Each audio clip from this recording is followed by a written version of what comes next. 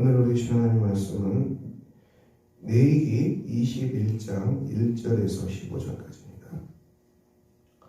레위기 21장 1절 15절 공독합니다. 여호와께서 모세에게 이르시되 아론의 자손 제사장들에게 말하여 이르라. 그의 백성 중에서 죽은 자를 만짐으로 말미암아 스스로를 더럽히지 말려니와 그의 살부치인 그의 어머니와 그의 아버지나 그의 아들이나 그의 딸이나 그의 형제나 출가하지 아니한 처녀인 그의 자매로 말미암아서는 몸을 더럽힐 수 있느니라. 제사장은 그의 백성의 어른인즉 자신을 더럽혀 속되게 하지 말지니라. 제사장들은 머리털을 깎아 대머리 같게 하지 말며 자기의 수염 양쪽을 깎지 말며 살을 빼지 말고 그들의 하나님께 대하여 거룩하고 그들의 하나님의 이름을 욕되게 하지 말 것이며 그들은 여호와의 화제 곧 그들의 하나님의 음식을 드리는 자인즉 거룩할 것이라. 그들은 부정한 창녀나 이혼당한 여인을 취하지 말지니 이는 그가 여호와 하나님께 거룩함이니라. 너는 그를 거룩히 여기라. 그는 내 하나님의 음식을 드림이니라. 너는 그를 거룩히 여기라. 너희를 거룩하게 하는 나 여호와는 거룩함이니라. 어떤 제사장의 딸이든지 행음하여 자신을 속되게 하면 그의 아버지를 속되게 함이니 그를 불사를 지니라. 자기의 형제 중 관유로 부음을 받고 위임되어 그의 복을 입은 대제사장은 그의 머리를 풀지 말며 그의 옷을 찢지 말며 어떤 시체든지 가까이 하지 말지니 그의 부모로 말미암아서도 더러워지게 하지 말며 그 성소에서 나오지 말며 그 하나님의 성소를 속되게 하지 말라. 이는 하나님께서 성별하신 관유가 그에 있음이니라. 나는 여호와니라. 그는 처녀를 데려다가 아내를 삼을지니라. 과부나 이혼당한 여자나 장녀 제사라는 더러운 여인을 취하지 말고 자기 백성 중에서 처녀를 취하여 아내를 삼아 그의 자손이 그의 백성 중에서 속되게 하지 말지니 나는 그를 거룩하게 하는 여호와임이니라. 아멘. 오늘 레위기 21장의 말씀은 제사장이 지켜야 되는 이 규례에 대해서 자세히 말씀하고 있습니다. 제사장은 백성들을 품고 하나님께 나아가는 사람들입니다. 하나님의 음식을 드리는 사람이라고 본문은 증언합니다. 예배를 주관하는 사람들이죠. 그리고 이 죄용서함을 사죄의 은혜를 또 선포하고 백성들을 품고 기도하고 굉장히 소중한 일입니다.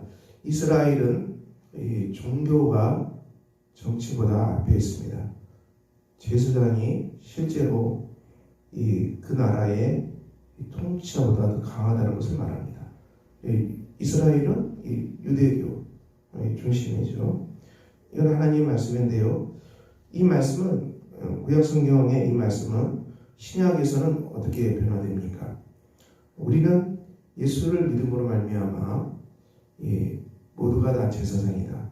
신교는 이 만인 제사장의 교리를 가지고 있습니다.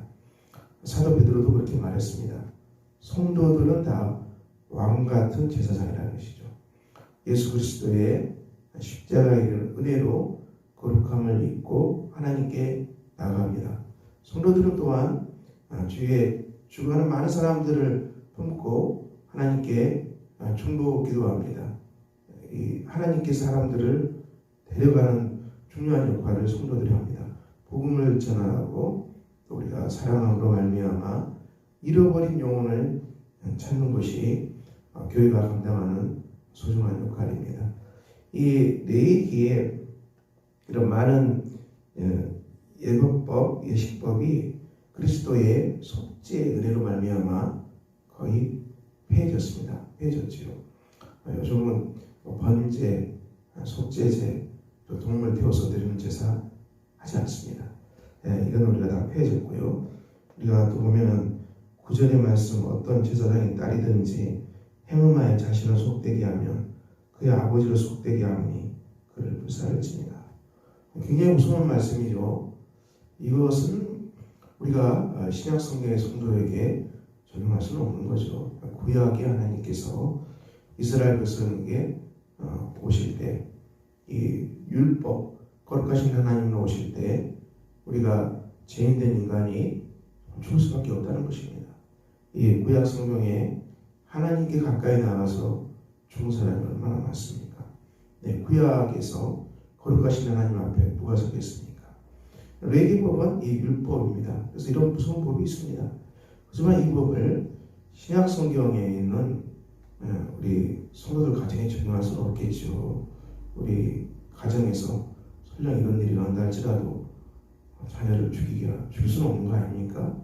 우리가 품고 사랑하고 회개하고 돌이키러 가는 역할을 감당하는 것이지 이 법이 적용될 수는 없습니다.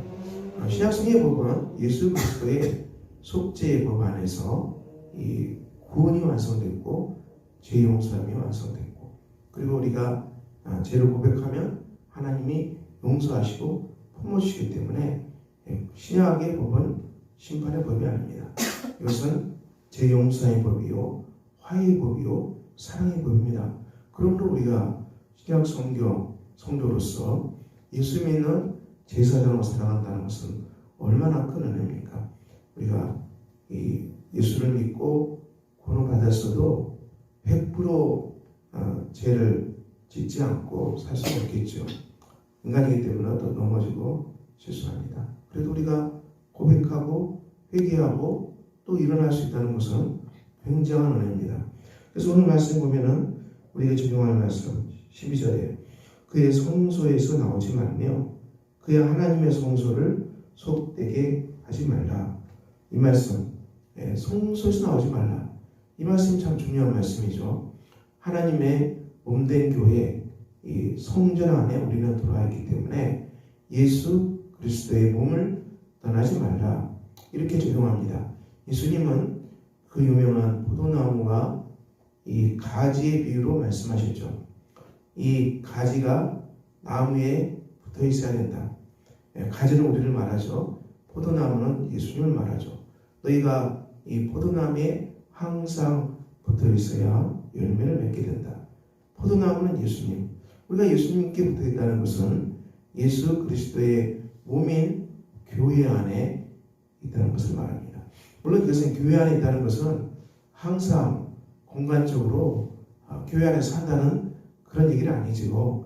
물론 우리는 주일에 이 모이는 것 대단히 소중합니다. 한 날을 정해서 이 안식일을 지키러 가지 않았습니까? 어제도 우리가 주일 예배 드렸는데요. 주일은 굉장히 소중합니다. 주일은 온 교우들이 다 모여서 하나님께 예배드리는 공동체입니다. 이 공동체가 우리가 주일을 지나도 계속되는 것입니다.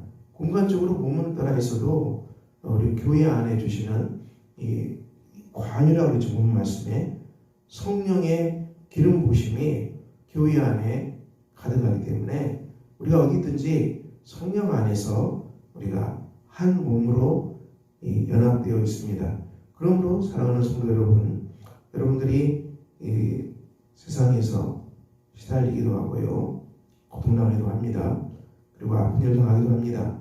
하지만 여러분이 주님의 몸된 몸 안에 들어와 있는 거룩한 지체입니다. 그리고 예수 그리스도 한 몸이 됐고요. 그리고 여러분은 제사장입니다. 그러므로 여러분 두려워하지 마십시오. 강하고 담대하십시오. 사랑과의 관계 속에서도 담대하십시오.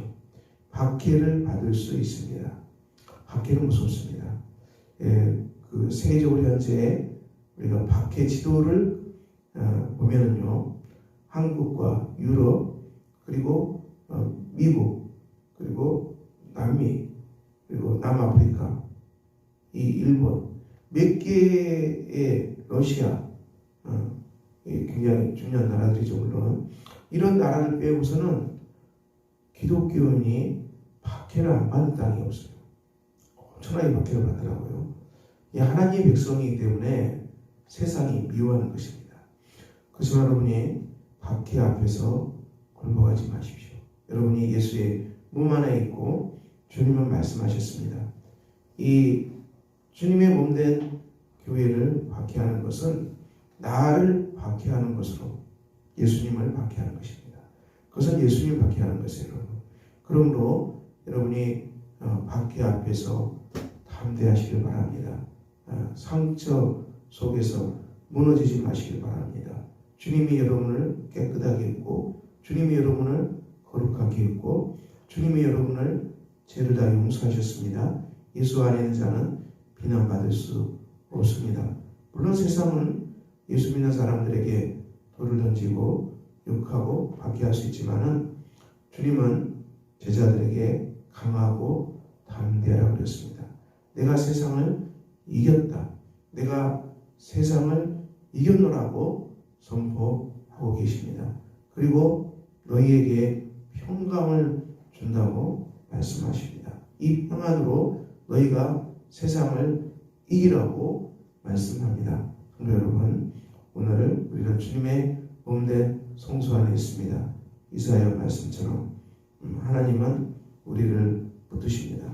불 가운데 있을지라도 주님이 여러분을 붙잡아 주시고, 물 가운데 걸어갈지라도 여러분을 붙잡아 주십니다. 하나님은 우리와 항상 함께 있어서 세상의 온갖 박해로부터 우리를 지키시고 보호하십니다.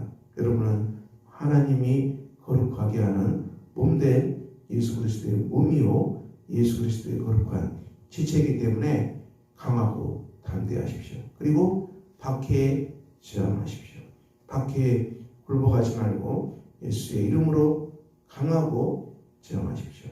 축복함으로, 사랑함으로, 용서함으로, 평화로, 그리고 하나님 주신 말씀으로 용서를 선포함으로 강하게 악에게 지지 말고 선으로 악을 이기십시오.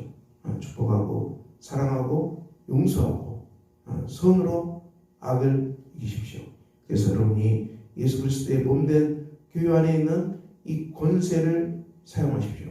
그래서 우리가 모든 악한 영들을 예수 이름으로 다 쫓아내시고, 여러분 마음 안에 어떤 부정적인 생각이 들어온다 할지라도 예수 이름으로 다 물리치시고, 관계된 사람들을, 그 사람들이 여러분을 박해할지라도 또 축복하고 사랑하고 용서하고 예수의 권세로 품고 사랑하고 축복함으로 이 관계 안에 악한 영이 들어오지 않도록 여러분을 지키시고 보호하시기를 기도합니다. 그래서 오늘 성소를 떠나지 말라. 사랑하는 성도 여러분, 여러분들이 세상에서 쓰러졌습니까?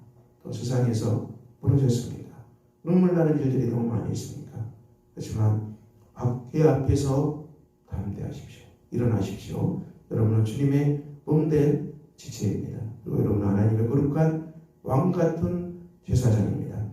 하나님의 거룩한 성소 안에서 오늘도 하나님이 여러분을 지키시고 보호하시고, 그리고 세상의 어떤 박해로부터 머리카락 하나 상하지 않도록 하나님의 보호하심이 정말 함께합니다. 강하고 담대하십시오. 몸을 중에도 영혼은 손대지 못하는 자를 두려워하지 말라고 예수님 분명히 말씀하셨습니다. 그러므로 사랑하는 성도 여러분, 오늘도 우리가 이 말씀 붙잡고 그리스도의 몸된 교회 안에 있는 우리 사랑하는 성도 여러분, 오늘도 주 안에서 강하고 담대하고 모든 박해로부터 승리하고 사랑과 축복과 감사로 모든 관계를 만들어가는 복된 공세가 여러분 안에 충만하시기를 예수 그리스도의 이름으로 축원합니다. 기도하겠습니다. 아버지 하나님, 오늘도 주 앞에 서 있습니다. 우리는 하나님의 몸된 교회요 몸된 성소입니다. 우리가 세상에서 위임을 받고 박해를 받는다 할지라도 두려워하지 말라고 하셨습니다. 너희가 머리카락 하나 상하지 않는다고 말씀하셨습니다. 강하고 담대하라고 말씀하셨습니다. 우리 하나님께서 오늘도 사랑하는 성도들, 주님의 성도들 한 분 한 분 눈동자처럼 지켜주시고 보호해 주시기를 기도합니다.